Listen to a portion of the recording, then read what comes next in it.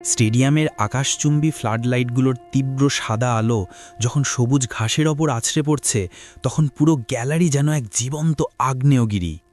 আজ city gold কাপের mega final. মাঠের একদিকে শহরের সবচেয়ে দাপুটে এবং বিত্তশালী দল বেঙ্গল টাইগার্স, আর অন্যদিকে এশিয়ার অপরাজেয় শক্তি ব্ল্যাক প্যান্থার্স। কিন্তু স্কোরবোর্ডের দিকে তাকালেই যে কেউ থমকে যাবে। খেলার ৮৫ মিনিট পার হয়ে গেছে, আর বেঙ্গল টাইগার্স ৪-০ গোলে পিছিয়ে।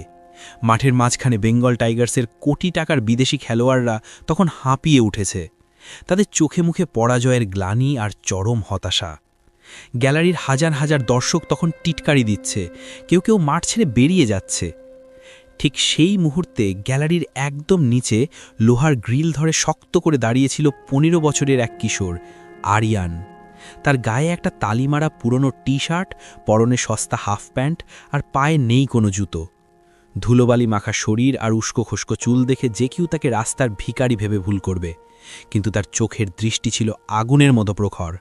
সে বিড়বিড় করে বলছিল, অহংকার দিয়ে গোল হয় না স্যার, গোল হয় বুটের পাটা আর কলিজা দিয়ে। হঠাৎ নিরাপত্তারক্ষীদের নজর এড়িয়ে আরিয়ান বাজ পাখির মতো লাফিয়ে মাঠের ভেতর ঢুকে পড়ল। সে সোজা দৌড়ে গেল বেঙ্গল টাইগার্সের হতাশ অধিনায়ক জাবেদের কাছে। জাবেদ তখন ঘাসের ওপর বসে হাঁপাচ্ছিলেন, পরাজয়ের গ্লানিতে তার মাথা নিচু। আরিয়ান গিয়ে তার সামনে দাঁড়িয়ে বুক চিতিয়ে বলল, স্যার, আপনাদের এই দামি বুট আর অহংকার দিয়ে ম্যাচ জেতা যায় না। আমাকে শুধু ৫টা মিনিট বলটা পায়ে নিতে দিন। আমি কথা দিচ্ছি, এই ৫ মিনিটে ৫টা গোল দিয়ে আমি এই মরা খেলা জিতিয়ে দেব। জাবেদ অবাক হয়ে তাকালেন। তার মনে হলো সে কোনো পাগল দেখছে। পাশ থেকে দলের কোচ মিস্টার আসলাম রেগে মেগে আগুনের গোলা হয়ে ছুটে এলেন। তিনি চিৎকার করে উঠলেন, মুখ সামলে কথা বল। রাস্তার ভিখারি তুই, এসেছিস ৫ মিনিটে ৫ গোল করতে? সিকিউরিটি, এই আপদটাকে ঘাড় ধরে মাঠের বাইরে নিয়ে যান, এক্ষুনি। আরিয়ান এক চুলও নড়ল না। সে স্থির গলায় পরিষ্কার উচ্চারণে বলল, মাঠ থেকে বের করা তো আপনাদের উচিত স্যার। কোটি টাকার অহংকার নিয়ে ৪ গোল খেয়ে বসে আছেন। আমার গায়ের ময়লা তো সাবান দিলে যাবে, কিন্তু আপনাদের এই হাড়ের কলঙ্ক মুছবেন কি দিয়ে? ইতিহাস আপনাদের এই কাপুরুষোচিত হাড় মনে রাখবে। এই কথাটি তীরের মতো বিঁধল মিস্টার আসলামের বুকে। পুরো স্টেডিয়াম তখন নিস্তব্ধ হয়ে এই দৃশ্য দেখছে। আসলাম সাহেব রাগে কাঁপতে কাঁপতে বললেন, তোর সব সাহস আর অহংকার আজ আমি এই মাঠেই ধুলোর মিশিয়ে দেব। তুই যদি এই ৫ মিনিটে একটা গোলও করে দেখাতে পারিস, তাহলে আমি সবার সামনে কথা দিলাম, এই মাঠে আমি আর কোনো দিন মুখ দেখাবো না, ফুটবল কোচিং ছেড়ে দেব। আরিয়ান হাসল, এক অদ্ভুত মায়াবী অথচ আত্মবিশ্বাসী হাসি। সে বলল, ঠিক আছে স্যার, ঘড়ি ধরে রাখুন। আমি একটা নয় ৫টা গোলই গোলে দেখাবো, আর খেলা শেষে আপনাকে মাঠ ছাড়তে হবে না। শুধু দাঁড়িয়ে দেখবেন দামি বুট জুতো ছাড়াও জাদুর জন্ম কিভাবে হয়। কারণ মনে রাখবেন, অহংকার হয়তো আপনাদের মতো রাজপ্রাসাদে জন্মায়, কিন্তু আসল চ্যাম্পিয়নরা জন্মায় আমাদের মতো রাস্তার ধুলোয়। আরিয়ানের এই অবিশ্বাস্য আত্মবিশ্বাস কিন্তু একদিনে জন্মায়নি। এর পেছনে ছিল এক যন্ত্রণা কাতর এবং রক্তঝরা অতীত। ঢাকার এক জীর্ণ বস্তির এক চিলতে ঘরে আরিয়ানের জন্ম। তার বাবা রহমত আলী ছিলেন রেল স্টেশনের একজন কুলি। দিন রাত ভারী বস্তা কাঁধে বয়ে যা পেতেন তা দিয়ে কোনো মতে ৩ বেলা ভাত জুটত। কিন্তু দারিদ্র্য তাদের আনন্দ কেড়ে নিতে পারেনি, কারণ আরিয়ানের মা জবেদা ছিলেন তাদের সংসারের প্রাণ। আরিয়ান ছিল তার স্কুলের সেরা ছাত্র, কিন্তু তার আসল নেশা ছিল ফুটবল। একটা পুরনো ছেঁড়া কাপড় পেঁচিয়ে বল বানিয়ে সে রেল লাইনের ধারে সরু গলিতে ঘন্টার পর ঘন্টা প্র্যাকটিস করত। তার মা তাকে বলতেন, বাবা, তুই একদিন অনেক বড় হবি, এই বলটাই তোকে আমাদের এই কষ্টের জীবন থেকে মুক্তি দেবে। কিন্তু ভাগ্যের লিখন ছিল অন্যরকম। আরিয়ানের যখন মাত্র ১৩ বছর বয়স, তখন এক কালবৈশাখী রাতে তার মা হঠাৎ অসুস্থ হয়ে পড়েন। রহমত আলীর আরিয়ানকে সাথে নিয়ে হাসপাতালে দৌড়ালেন, কিন্তু টাকার অভাবে কোনো ভালো হাসপাতালে ভর্তি করতে পারলেন না। শেষমেশ বিনা চিকিৎসায় মায়ের নিথর দেহটা নিয়ে তাদের ফিরতে হল। মায়ের মৃত্যুর পর রহমত আলী একদম ভেঙে পড়লেন। সংসারের ঘানি টানতে আর একাকিত্ব কাটাতে তিনি ১ বছর পর দ্বিতীয় বিয়ে করতে বাধ্য হলেন। বাড়িতে এলো আরিয়ানের সৎ মা রিনা বেগম। শুরুতে ভালো সাজলেও ধীরে ধীরে তার আসল রূপ বেরিয়ে এলো। রিনা বেগমের কাছে ফুটবল ছিল সময়ের অপচয় আর আভিজাত্যের বিলাসিতা। তিনি চাইতেন আরিয়ান যেন ফুটবল ছেড়ে দিয়ে কোনো গ্যারেজে বা দোকানে কাজ করে টাকা আনুক। আরিয়ানের ফুটবলগুলো তিনি অনেকবার বটি দিয়ে কেটে নর্দমায় ফেলে দিয়েছিলেন। একদিন তিনি আরিয়ানের জমানো টিফিনের টাকা আর মায়ের দেওয়া শেষ স্মৃতি হিসেবে রাখা পুরনো ফুটবলটা পুড়িয়ে ফেললেন। অভাব আর সৎমায়ের গঞ্জনায় আরিয়ানের স্কুল যাওয়া বন্ধ হয়ে গেল। তাকে নামতে হলো রাজপথে। যে ছেলেটির পায়ে ফুটবল কথা বলতো সেই আরিয়ানের কাঁধে উঠল নোংরা প্লাস্টিকের বিশাল এক বস্তা। সকাল থেকে সন্ধ্যা পর্যন্ত সে রাস্তার মোড়ে মোড়ে প্লাস্টিকের বোতল আর পুরনো লোহা কুড়িয়ে বেড়াত। তার দুচোখে তখন বিশ্বজয়ের স্বপ্ন ছিল না, ছিল এক মুঠো ভাতের চিন্তা। কিন্তু তার ভেতরে ফুটবলের সেই ক্ষুধা মরেনি। সে কাজ শেষে রোজ বিকেলে মাঠের এক কোণে দাঁড়িয়ে বন্ধুদের খেলা দেখত। ম্যাচের কয়েকদিন আগের ঘটনা। আরিয়ান তার পুরনো স্কুলের মাঠের পাশ দিয়ে ভাঙাড়ি কুড়িয়ে যাচ্ছিল। দেখল তার একসময়ের সহপাঠীরা দামি জার্সি পরে কোচিং করছে। আরিয়ান নিজেকে ধরে রাখতে পারল না। সে মাঠের ধারে গিয়ে তার পুরনো বন্ধু সাইমকে বলল, দোস্ত, আমাকে একটু খেলতে দিবি? মাত্র 5 মিনিট। সাইম তাকে দেখে উপহাসের হাসি হাসল। সে তার দলের সবার সামনে বলল, আরে দেখ, আমাদের গোল্ডেন বয় এখন ডাস্টবিন বয় হয়ে গেছে। কিরে আরিয়ান, এই নোংরা কাপড় পরে আমাদের সাথে খেলবি? তোর তো পায়ে দেওয়ার মতো স্যান্ডেলও নেই। বলের লাথি খেলে তো তোর পা ভেঙে যাবে। তুই বরং তোর ময়লার বস্তাটা নিয়ে ওপাশে যা। ফুটবলের আভিজাত্য নষ্ট করিস না। সবাই হো হো করে হাসল। আরিয়ানের বুকটা অভিমানে ফেটে যাচ্ছিল। সে কোনো কথা না বলে মাথা নিচু করে চলে এলো। কিন্তু সেই রাতে সে ঘুমাতে পারল না। সে তার মায়ের পুরনো একটা ঝাপসা ছবির সামনে দাঁড়িয়ে চিৎকার করে কেঁদেছিল। সে নিজেকে কথা দিয়েছিল অভাব তাকে থামিয়ে দিতে পারে, কিন্তু তার ভেতরের প্রতিভাকে মেরে ফেলতে পারবে না। সে যে করেই হোক প্রমাণ করবে যে ফুটবল আভিজাত্যের খেলা নয়, এটা কলিজার খেলা। ফিরে আসা যাক সেই মহরণ ক্ষেত্রে। ঘড়ির কাঁটায় 85 মিনিট 20 সেকেন্ড। পুরো স্টেডিয়াম তখন উত্তেজনার চরমে। কোচ আসলাম অনিচ্ছা সত্ত্বেও জাবেদকে তুলে নিয়ে আরিয়ানকে মাঠে নামালেন। ধারাভাষ্যকার মাইক্রোফোনে হেসে উঠলেন, ladies and gentleman, Bengal Tigers হয়তো পাগল হয়ে গেছে। তারা তাদের সেরা খেলোয়াড়কে বসিয়ে একজন বস্তির ছেলেকে নামিয়েছে। এই ছেলেটি নাকি 5 মিনিটে 5 গোল করবে।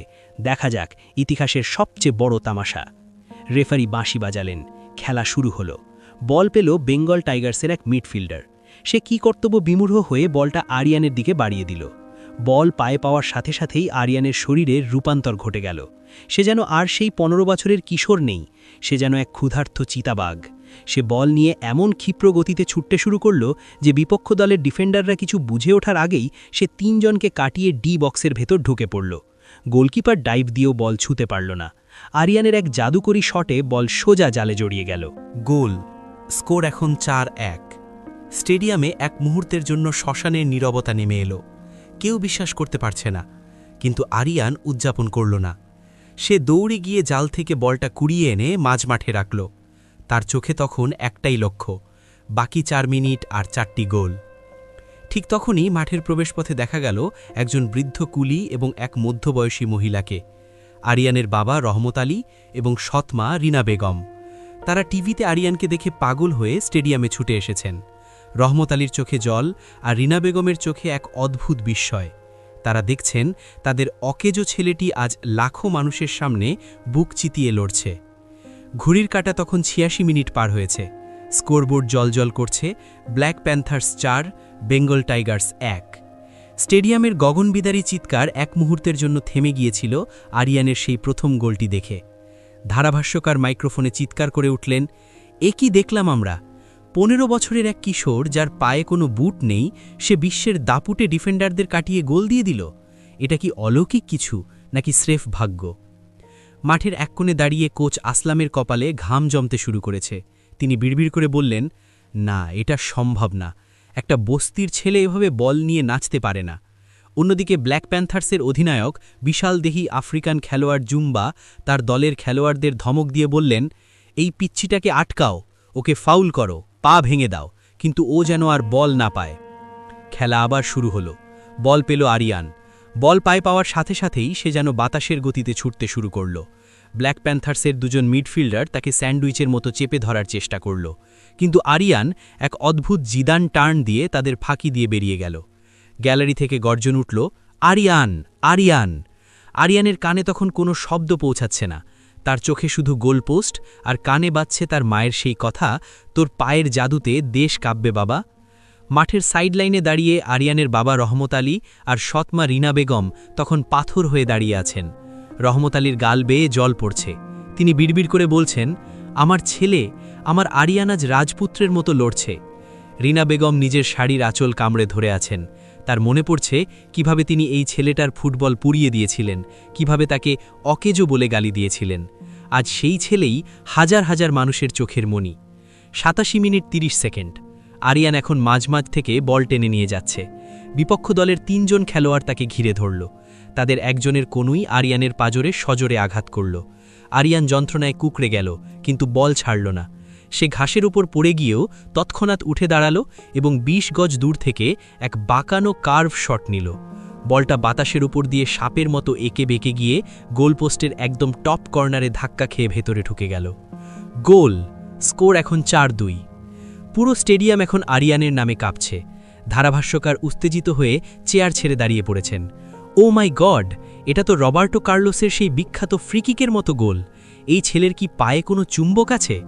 বেঙ্গল টাইগার্সের খেলোয়াড়রা যারা একটু আগেও হার মেনে নিয়েছিল, তাদের রক্তে এখন টকবক করে জেদ ফুটছে। অধিনায়ক জাবেদ দৌড়ে এসে আরিয়ানকে জাপটে ধরলেন। আরিয়ান হাঁপিয়ে হাঁপিয়ে বলল, ভাইয়া, এখনও ৩টে বাকি, আমাকে ৫ দিন। ৮৮ মিনিট ২০ সেকেন্ড। খেলা শুরু হতেই বেঙ্গল টাইগার্সের ডিফেন্ডাররা আরিয়ানকে বল বাড়িয়ে দিল। আরিয়ান এবার একা যাওয়ার চেষ্টা করল না। সে জাবেদকে পাস দিয়ে নিজে ফাঁকা জায়গায় দৌড়ে গেল।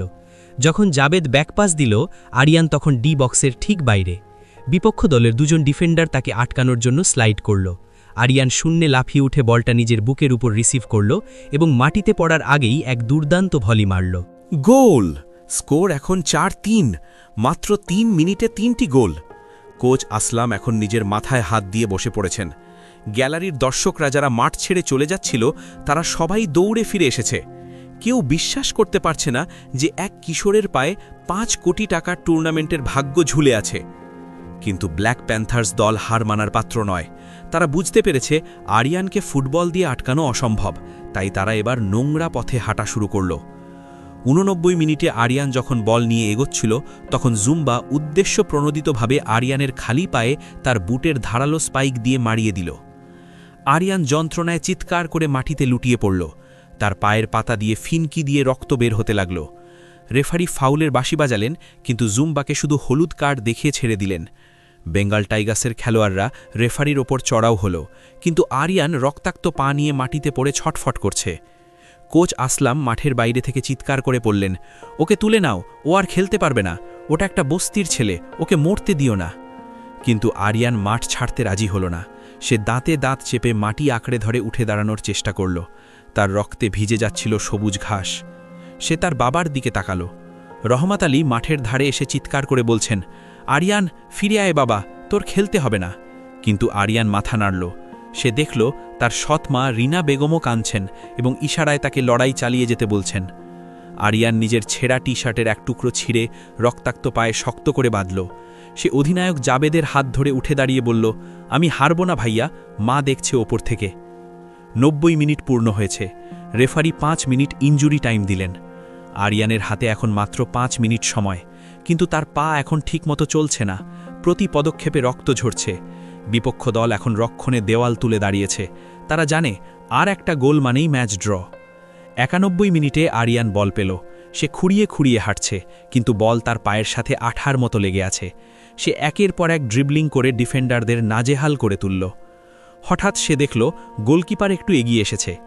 আরিয়ান তখন মাঠের প্রায় কর্নার ফ্ল্যাগের কাছে। সেখান থেকে গোল করা অসম্ভব, কিন্তু আরিয়ান এক অবিশ্বাস্য রাবণা শট নিল। বলটা বাতাসে ভেসে গোলকিপারের হাতের পাশ দিয়ে শূন্যে বাঁক নিয়ে জালে আছড়ে পড়ল।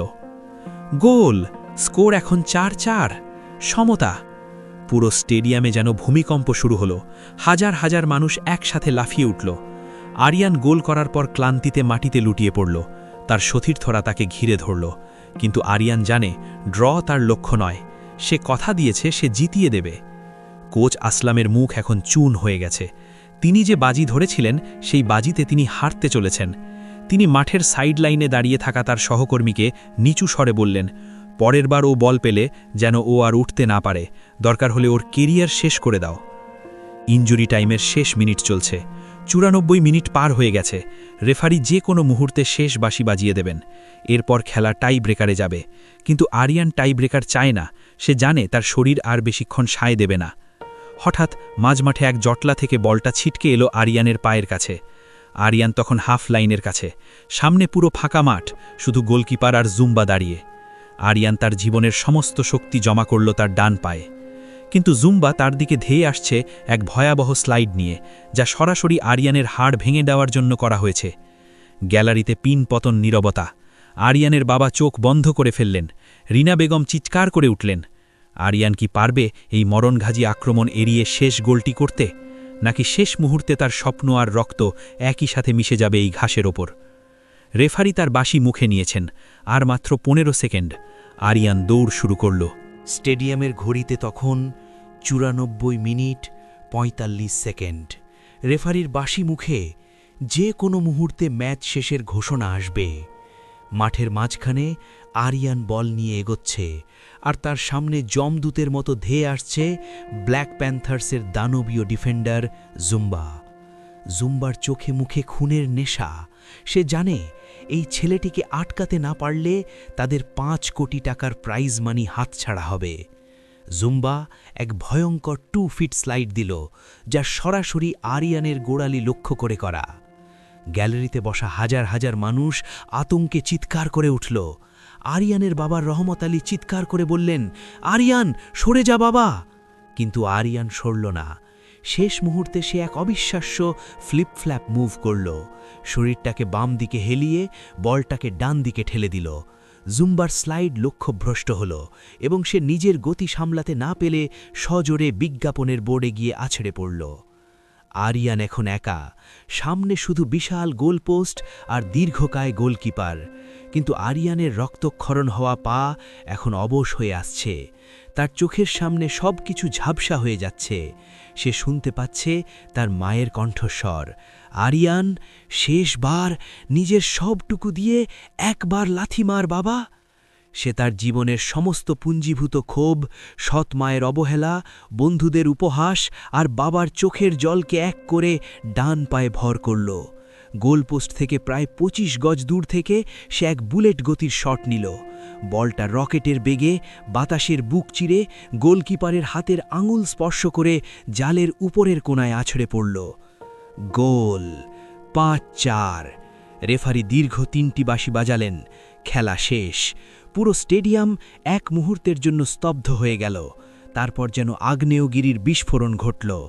হাজার হাজার মানুষ মাঠে নেমে এলো। তারা আরিয়ানকে কাঁধে তুলে নিল। কোটি টাকার বুট পরা খেলোয়াড়রা আজ এক খালি পা কিশোরের পায়ের কাছে মাথা নত করে দাঁড়িয়ে আছে। মাঠের এক কোণে পাথরের মতো দাঁড়িয়ে আছেন কোচ আসলাম। তার সারা শরীর কাঁপছে। তিনি যে বাজি ধরেছিলেন, সেই বাজিতে তিনি শুধু হারেননি, তার দীর্ঘদিনের গড়া অহংকার আজ ধুলোয় মিশে গেছে। আরিয়ান তাকে বলেছিল, অহংকার রাজপ্রাসাদে জন্মায়, কিন্তু চ্যাম্পিয়নরা জন্মায় রাস্তার ধুলোয়। আজ সেই ধুলোমাখা ছেলেটি তাকে ইতিহাসে রাস্তা কুড়ে ফেলে দিল। বেঙ্গল টাইগার্সের মালিক, যিনি একজন নামী ব্যবসায়ী, তিনি মাঠে নেমে এলেন। তিনি আসলাম সাহেবের দিকে তাকিয়ে গম্ভীর গলায় বললেন, আসলাম সাহেব, আপনি আজ থেকে এই ক্লাবের কেউ নন। যে মানুষ প্রতিভাকে চিনতে পারে না এবং রাস্তার ছেলেকে ভিখারি বলে অপমান করে, তার এই পবিত্র মাঠে থাকার অধিকার নেই। আপনার চুক্তি আজই বাতিল। আসলাম সাহেব কোনো কথা বলতে পারলেন না। তিনি মাথা নিচু করে মাঠ ছেড়ে বেরিয়ে গেলেন। দর্শকদের ধিক্কারের ভিড়ে তিনি যেন ছোট হতে হতে মিলিয়ে গেলেন। ওদিকে জাবেদ আরিয়ানকে জড়িয়ে ধরে কাঁদছেন। তিনি বললেন, ভাইরে, তুই আজ শুধু আমাদের জেতাসনি, তুই আমাদের ফুটবল খেলতে শিখিয়েছিস। তুই শিখিয়েছিস যে আত্মবিশ্বাস থাকলে হিমালয়ও জয় করা সম্ভব। ভিড় ঠেলে মাঠের মাঝখানে পৌঁছালেন রহমত আলী এবং রিনা বেগম। আরিয়ানকে কাঁধ থেকে নামানোর পর সে সরাসরি গিয়ে তার বাবার পায়ে আছড়ে পড়ল। রহমত আলী তাকে বুকে জড়িয়ে ধরে ডুকরে কেঁদে উঠলেন, আমাকে মাফ করে দিস বাবা আরিয়ান, আমি তোকে চিনতে পারিনি। আমি তোকে ভাঙারি কুড়ানোর কাজে পাঠিয়েছিলাম, অথচ তোর পা দিয়ে সোনা ফলে। পাশে দাঁড়িয়েছিলেন সৎ মা রিনা বেগম। তার 2 চোখ বেয়ে নোনা জল পড়ছিল। তিনি আরিয়ানের সামনে এসে কাঁপতে কাঁপতে তার রক্তাক্ত পা দুটিতে হাত দিলেন। আরিয়ান চমকে উঠে পা সরিয়ে নিল। রিনা বেগম বললেন, না বাবা, সরিয়ে নিস না। এই পা আজ আমাদের সবার মুখ উজ্জ্বল করেছে। আমি তোকে অনেক কষ্ট দিয়েছি, তোর ফুটবল পুড়িয়ে দিয়েছি। পারিস তো এই অভাগী মাকে ক্ষমা করিস? আরিয়ান তার সৎ মায়ের হাত দুটো ধরল। সে স্থির গলায় বলল, মা, অভাব মানুষকে অনেক কিছু পড়তে বাধ্য করে। আমি জানি তুমি খারাপ নও। অভাব আমাদের খারাপ বানিয়েছিল। আজ থেকে আমাদের সব অভাব দূর হয়ে যাবে মা। দেখো, মা আকাশের দিকে তাকিয়ে হাসছে। স্টেডিয়ামের হাজার হাজার মানুষ এই দৃশ্য দেখে চোখের জল ধরে রাখতে পারল না। ধারাভাষ্যকার মাইক্রোফোনে বললেন, আজ আমরা শুধু একটা ফুটবল ম্যাচ দেখলাম না, আজ আমরা দেখলাম এক মানবিক বিজয়ের গল্প। আজ থেকে এই স্টেডিয়ামের নাম হবে আরিয়ান মেমোরিয়াল স্টেডিয়াম। টুর্নামেন্টের আয়োজকরা মঞ্চে ডাকলেন আরিয়ানকে। বিজয়ী দলের অধিনায়ক জাবেদ ট্রফিটা নিতে অস্বীকার করলেন। তিনি বললেন, এই ট্রফি আমার নয়, এই ট্রফি আরিয়ানের। আরিয়ান যখন ট্রফিটা হাতে নিল, তখন ফ্লাড লাইটের আলোয় ট্রফিটা নয়, আরিয়ানের মুখটা সবচেয়ে বেশি উজ্জ্বল দেখাচ্ছিল। আয়োজক কমিটি ঘোষণা করল, আরিয়ানকে শুধু 5 কোটি টাকার চেক দেওয়া হবে না, বরং তার উন্নত চিকিৎসা এবং বিদেশে ফুটবলের উচ্চতর প্রশিক্ষণের সমস্ত ব্যয়ভার এই টুর্নামেন্ট কমিটি বহন করবে। সে এখন থেকে দেশের জাতীয় সম্পদ। এরপর মাস 2 কেটে গেছে। আরিয়ান এখন আর রাস্তার সেই নোংরা বস্তা কাঁধে নেওয়া ছেলেটি নয়। সে এখন দেশের সবচেয়ে দামি ফুটবল একাডেমি থেকে প্রশিক্ষণ নিচ্ছে। তার বাবা রহমত আলী আর কুলিগিরি করেন না।